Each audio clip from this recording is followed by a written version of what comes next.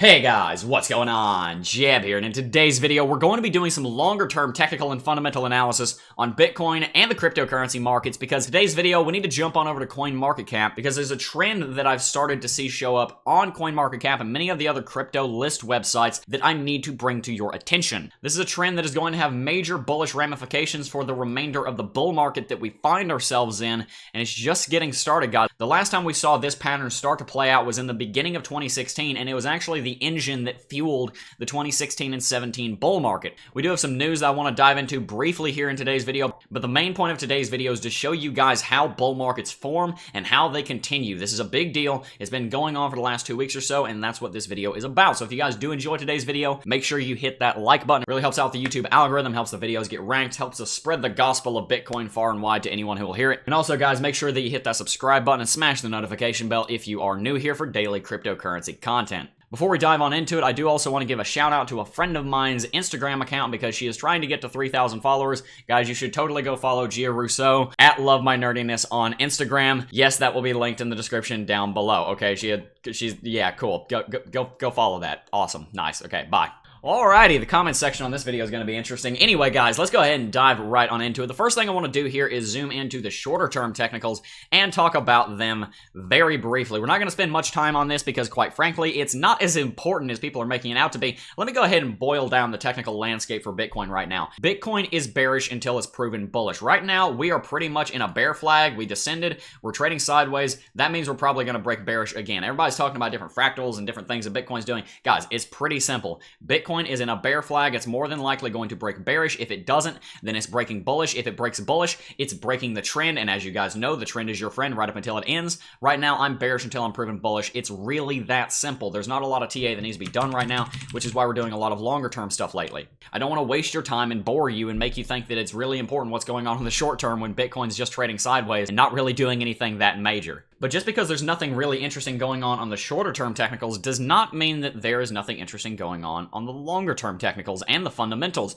Because if we jump on over to CoinMarketCap, we're going to see a very interesting trend here. And that is this, guys. Check this out. Pretty much every single day, Bitcoin seems to be negative on its change over the last 24 hours, but we also see that there's quite a lot of altcoins in the green. Now, that's normal. It's very, very common for a lot of the altcoins to be green when Bitcoin's red, but what's not as common is for Bitcoin's dominance to be going down. Let me show you what I mean by that. If we look here at the dominance charts for Bitcoin, we're going to find something interesting, and that's that Bitcoin's dominance right over here has been trending to the downside. If we zoom in here a little bit, we're going to see this a lot more clearly, guys. As you guys can see, Bitcoin's dominance has pretty much been rallying for the last year plus. We saw Bitcoin's dominance start to rally back in May of 2018, over a year ago. It plateaued up here around 50 to 55% and then rallied all the way up to 70. And if you use something called a volume-weighted market dominance that you can find on other listing websites, then you will find that Bitcoin's market dominance really went to like 85%. Bitcoin took all of the dominance. And that's not actually a good thing, guys. Let me tell you why that's not a good thing. Look at these pullbacks over here in the 2016-17 bull market. Guess what was going on during these pullbacks? There was still quite a lot going on during these pullbacks. When Bitcoin was pulling back and rejecting from resistance and being, quite frankly, pretty boring and no one really wanted to talk about it, there was still interest in the cryptocurrency community because there was stuff going on in the altcoins. There were ICOs going on. There was all kinds of Ponzi schemes all over YouTube that people were interested in. There was a lot of news coming out of China and the Eurozone and a lot of different places. There was interest in the space. There was fundamental development. Contrast that with today when we have a pullback like we saw from $14,000, we just start snowballing in the bearish direction because guess what, guys? The only news story that's been of any real import over the last 4 months was back launching, and a lot of good that did. But in come the altcoins to save the day, guys, because as we're seeing here, Bitcoin's market dominance is pulling back. Now, it's only a little bit. We've only pulled back 4%. This is very early, but it is potentially the start of an important trend. Because during bull markets, a lot of the times what you see is that the market dominance of Bitcoin and the altcoins, if I can get my chart to work here, will fluctuate during the bull run. As you guys can see here, back during 2016 and 17, look at what Bitcoin's market dominance was doing. Bitcoin had the vast majority of the market dominance leading up to the beginning of 2017, but during the bull market, and even during the bear market, look at how much they switched places. Bitcoin's dominance would rise and fall and rise and fall and rise and fall, with some of the altcoins getting that, a lot of that being in Ethereum, and there was a lot of fundamental development on Ethereum going on at the time. Now look over here into 2018, while we were still kind of having the feeling of a bull market, but we were most certainly in a bear market, same thing was going on, guys. Bitcoin's market dominance was falling and rising in response to the altcoins being interesting for a little while. When Bitcoin would have a pullback, the altcoins would pick up the slack in the interest of the space. And guys, that's something that's really important because Bitcoin's value proposition is based off of speculation. And that is important because that is the source of the inflow of money into this space, is speculation. And if people are bored of the space and there's nothing going on and there's no real money to be made because we're trading sideways, and money's harder to be made because we're trading sideways, people are going to leave the space. But on the contrast, if the altcoins are popping off like popcorn kernels as they were doing a couple of years ago, then guess what, guys? There's something interesting going on in the space even when Bitcoin is having a pullback. And that's why this is important. This is the beginning of a new trend that we're going to be seeing moving on through the end of this bull market, where Bitcoin's market dominance with the altcoins is going to start rising and falling and rising and falling. This is the beginning of an altcoin cycle, is what I'm saying. Now, it might be months off before we really start to see the altcoins rallying. We're going to need to see more interest in the space before the altcoins really start going again. A lot of these altcoins are kind of asleep still following the last bear market.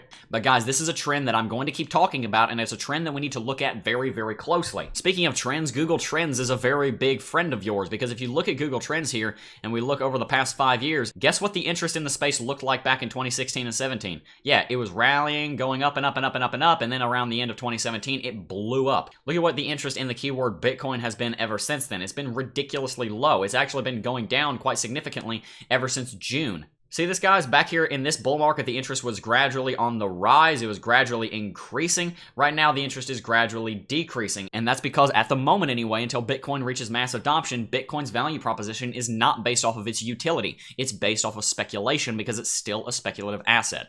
So in short, we're starting to see the altcoins take some of that valuation from Bitcoin, which is actually a very good thing because it's going to drive more interest in the space coming out of them, which is important because to get value into cryptocurrency and to bring it in and keep it here, we need to keep people that are investing in the space interested and feeling like it's a lucrative investment that they can park their money in for a long time. What we're trying to do here is we're trying to grow the market capitalization of Bitcoin and the cryptocurrency markets. And to do that, we need to recruit new investors. And to do that, we need to make sure they're staying interested, guys. So it's very important during these pullbacks that they don't just snowball into oblivion, but that they fall back to support, they get a technical bounce, like off of the 200 SMA here, and then they continue higher, and while they're pulling back, something interesting is going on in the space, whether it be a news story, or an ICO launch is going on, or people are interested in the development of a cryptocurrency, whatever it is, people need to remain interested. It's public opinion that is driving Bitcoin. Anyway, guys, I'm going to climb off my soapbox here for a minute. You guys know technical analysis is very, very important, and is very, very relevant, but sometimes you need to step back and look at the fundamentals also, and the kind of things that we were just talking about don't get talked about enough, but they are still nevertheless critical to the health of this market.